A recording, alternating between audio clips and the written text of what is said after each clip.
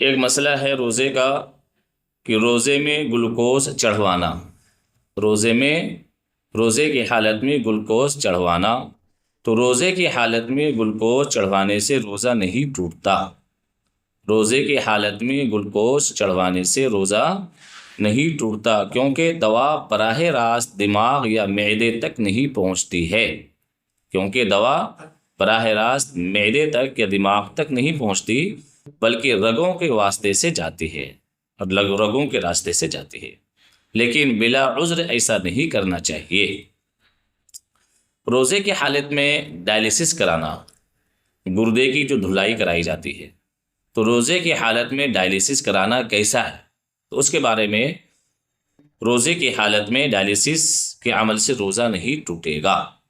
روزے کی حالت میں ڈائلیسس کرانے سے روزہ نہیں ٹوٹتا ہے۔ کیوں نہیں ٹوٹتا ہے؟ اس عمل کا تعلق صرف خون کی صفائی سے ہے، اور براہ راست جوف معدہ میں اس کے سبب کوئی چیز داخل نہیں ہوتی۔ ڈائلیسس سے معدے کے اندر کوئی چیز داخل نہیں ہوتی ہے، بلکہ صرف اور صرف خون کی دھلائی ہوتی ہے، خون کی صفائی ہوتی ہے۔ ایک مسئلہ ہے روزے کی حالت میں آکسیجن لینا۔